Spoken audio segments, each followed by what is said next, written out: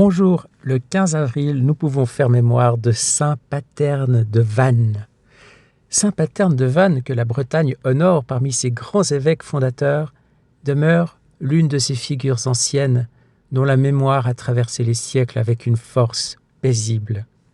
Son nom est attaché dès les premiers temps chrétiens à l'église de Vannes, dont il est regardé comme l'un des pères, et la tradition bretonne l'a si profondément reçu qu'elle l'a placé parmi les 7 saints du Trobrice, si je le prononce correctement.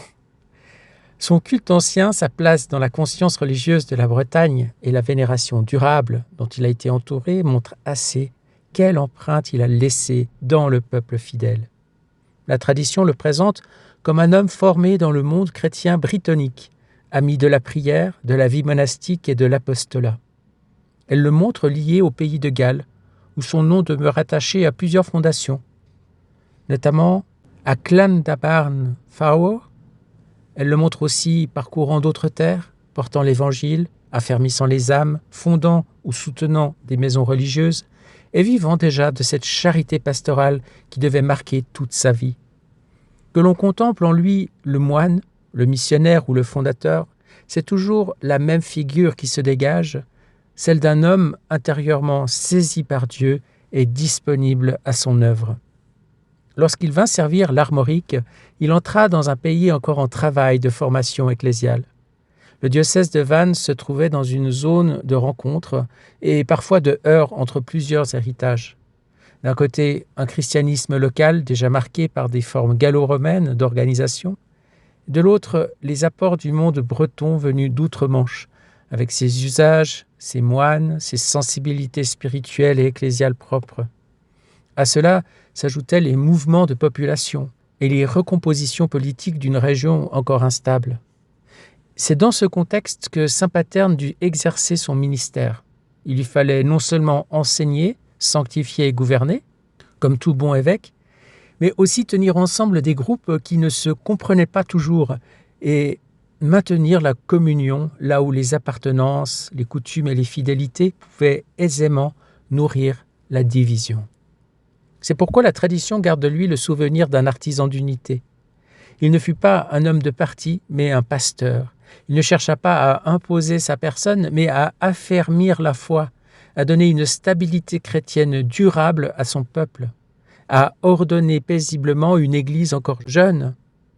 Les récits anciens le rapprochent de plusieurs autres grandes figures de la sainteté bretonne, notamment saint Samson. Cette proximité exprime bien la physionomie spirituelle de ces premiers siècles. Les saints n'y apparaissent pas isolés, mais comme les membres d'une même floraison apostolique. Paterne appartient à cette génération bénie par laquelle Dieu a donné à la Bretagne ses premiers grands pasteurs, des hommes de foi, de prière et de gouvernement spirituel, capables d'enraciner l'Évangile dans une terre encore jeune dans la vie ecclésiale. Mais cette œuvre d'unité lui coûta cher. Celui qui voulait rassembler se trouva lui-même exposé aux oppositions qu'il cherchait à apaiser. La tradition rapporte qu'il eut à souffrir d'incompréhensions et de contradictions si fortes qu'il dut finalement quitter sa charge et s'éloigner. On devine, derrière ce souvenir, le poids des dissensions locales, des résistances, des susceptibilités blessées, peut-être aussi des rivalités que l'effort de paix rend parfois plus vives avant de les guérir. Ainsi arrive-t-il souvent aux saints pasteurs. Lorsqu'ils refusent de flatter les divisions, ils en portent eux-mêmes le choc. Ce trait donne à sa figure une gravité très belle. Saint Paterne n'est pas seulement le saint des commencements, le fondateur honoré ou l'évêque vénéré, il est aussi le pasteur humilié, celui qui accepte l'effacement sans se retirer de la fidélité. Il quitte le devant de la scène, non par lassitude du service, mais dans cette obéissance silencieuse où les saints achèvent souvent leur mission. Sa vie s'inscrit tout entière dans une logique évangélique. Il a semé, porté, souffert, et puis disparu dans une paix que Dieu seul mesure pleinement. On le fait mourir un 15 avril, après une fin cachée dans la solitude d'un ermitage ou d'un lieu retiré. Cette mort, discrète, contraste avec l'importance qu'il prit ensuite dans la mémoire bretonne. Lui qui avait terminé sa course dans un certain effacement, fut peu à peu reconnu comme un saint majeur de l'armorique chrétienne. Son intercession fut invoquée avec confiance dans les nécessités concrètes de la vie, et l'on s'adressa notamment à lui pour demander la pluie dans les temps de sécheresse. Ce détail n'est pas mineur, il dit qu'un saint n'est pas seulement honoré pour sa place dans l'histoire de l'Église, mais aimé comme un protecteur vivant, attentif aux besoins réels des hommes et de la terre. L'Église de Vannes a gardé de lui une mémoire particulièrement forte. Sa paroisse, son nom, sa place dans le Trobreis, la fidélité liturgique de son culte et les reconnaissances officielles de son patronage diocésain manifestent qu'il n'a jamais cessé d'être regardé comme un père. Il n'a pas laissé derrière lui de grands écrits, ni une biographie abondante. Il a laissé mieux encore, une trace spirituelle durable, une bénédiction enracinée dans une terre, et cette forme de présence qui appartient au saint vraiment fondateur. Saint Paterne se tient ainsi devant nous comme une figure à la fois sobre et lumineuse, moine missionnaire, évêque, homme de paix, père spirituel d'une église naissante, témoin humble et fidèle jusque dans l'épreuve. Sa discrétion même convient à la sainteté des premiers temps. Dieu établit parfois les fondements les plus durables à travers des vies dont il reste peu de détails assurés, mais dont le rayonnement suffit à traverser les siècles. En Saint Paterne, la Bretagne reconnaît l'un de ces hommes de Dieu qui ont moins cherché à paraître qu'à transmettre la foi, et c'est pour cela que leur lumière demeure. Il est demeuré dans la mémoire bretonne comme un pasteur auquel on demandait notamment la pluie dans les temps de sécheresse, signe d'une confiance populaire très concrète en son intercession. Le passage du livre du ciel que nous allons lire maintenant reprend précisément cette image en montrant la divine volonté comme une pluie continuelle de lumière, de sainteté, de beauté et de bienfaits qui se déverse sur toutes les créatures. Ainsi, entre la vie de Saint Paterne et ces paroles de Jésus, on peut laisser résonner ce même motif de la pluie, non plus seulement comme secours pour la terre, mais comme image de l'abondance inlassable des dons divins. Nous sommes au tome 29 du livre du ciel, à la date du 6 juillet 1931, et nous prenons le passage au moment où Jésus s'adresse à Louisa en disant « Ma fille, ma divine volonté maintient son acte continuel qu'elle ne cesse jamais de déverser sur toutes les créatures, pour les revêtir d'un acte continuel de lumière, de sainteté, de beauté, de soutien, de puissance et de bonheur. Son amour est tel qu'un acte n'attend pas l'autre pour se déverser en torrent, plus abondant que la pluie sur toutes les créatures. Cet acte continuel est reconnu et reçu par tous les habitants de la contrée céleste, de telle sorte qu'il forme des surprises toujours nouvelles, des joies ineffables et de bonheur sans fin. On peut dire qu'il forme la vie et la substance de la béatitude de tous les bienheureux. Or, puisque ma divine volonté possède de nature cet acte continuel, elle ne peut ni ne veut changer de régime. Comme elle donne cet acte continuel au ciel, elle le donne aussi à toute la création et à chaque créature. Car chacune reçoit la vie de son acte continuel. S'il devait cesser, la vie de toutes s'arrêterait. Tout au plus peut-il y avoir des changements d'effet, car ma divine volonté agit en fonction des dispositions de chaque créature. Par conséquent, ce même acte continuel produit sur certaines un effet et un autre effet sur d'autres. Il en est aussi qui, malheureusement, bien qu'elles soient continuellement sous la pluie de cet acte continuel de lumière, de sainteté, de beauté, etc., n'en sont même pas mouillées, ni illuminées, ni saintes, ni belles, et qui convertissent en elles-mêmes cet acte continuel de bonté en ténèbres, en passion et peut-être aussi en péché.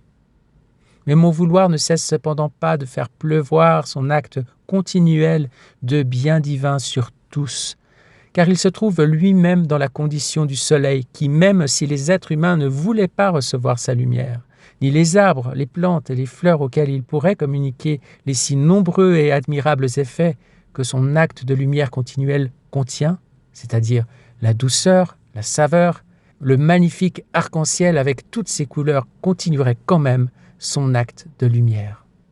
Si le soleil était doté de raison, voyant tous les bienfaits qu'il possède dans la grande roue de sa lumière et qu'il donne réellement, ne sont pas reçus, ils pleureraient de douleur, des larmes de lumière brillante. Ma divine volonté est plus que le soleil. Elle contient dans sa lumière infinie tous les êtres et toutes les choses.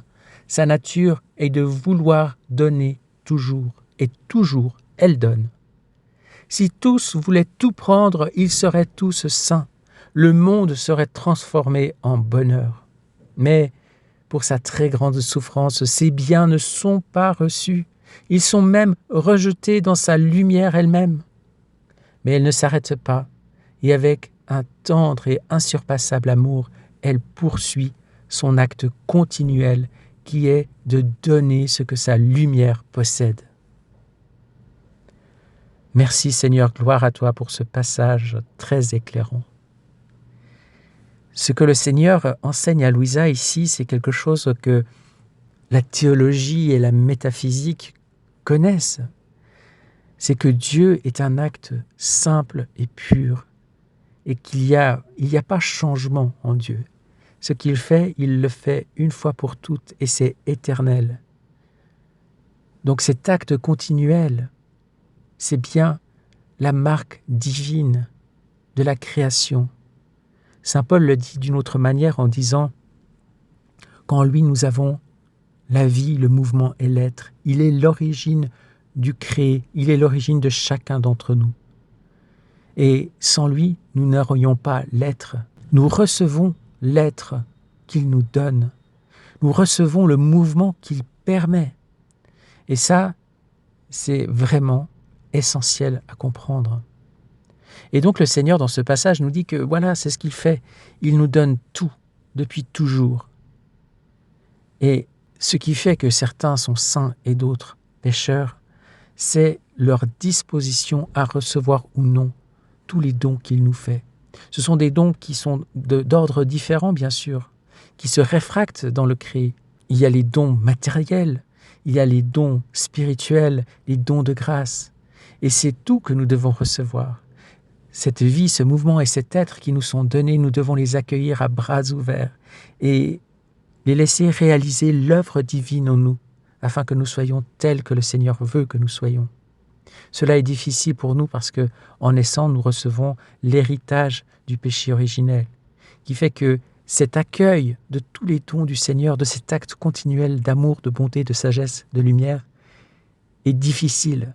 On est opaque à ce don de lumière et on préfère se cacher comme Adam après la chute. On préfère rester loin de l'exposition à cette lumière qui nous blesse, qui blesse notre amour-propre, qui blesse notre petit noyau d'orgueil, d'ego qui s'est formé avec le péché originel. C'est pour ça qu'il y a tout un travail qui passe par recevoir l'état de grâce dans le baptême et qui passe par laisser le Seigneur nous enseigner dans la divine volonté à vivre vraiment unis à lui, en lui demandant de pouvoir être fusionné à ce qu'il est. On comprend mieux cela avec le livre du ciel. Mais cet acte continuel est donné à toutes les créatures, pas seulement à celles qui lisent le livre du ciel. On a bien compris cela, et depuis toujours.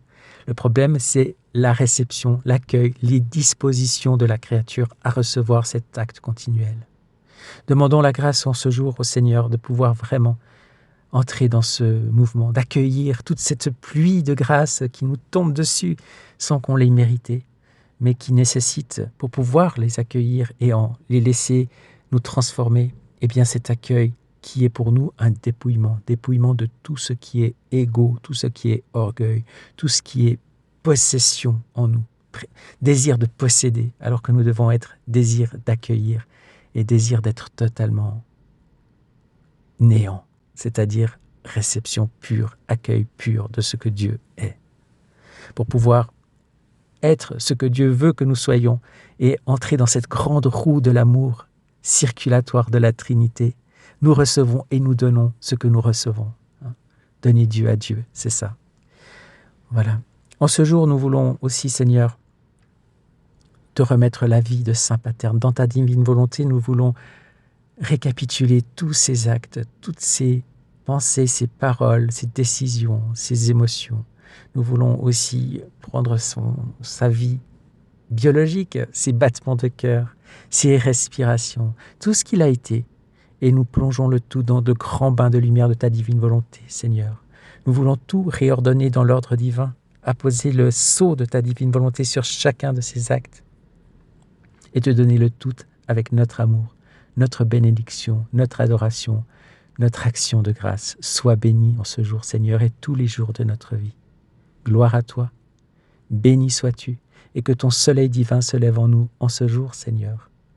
Garde-nous dans ta paix et ta joie, et que notre désir de vivre en toi grandisse chaque jour, afin que nous soyons toujours plus disponibles à accueillir tout ce que tu veux nous donner, cette pluie de grâce, de lumière, de sagesse, de bonté et d'amour. Amen, fiat. Bonne journée et à demain. Soyez bénis.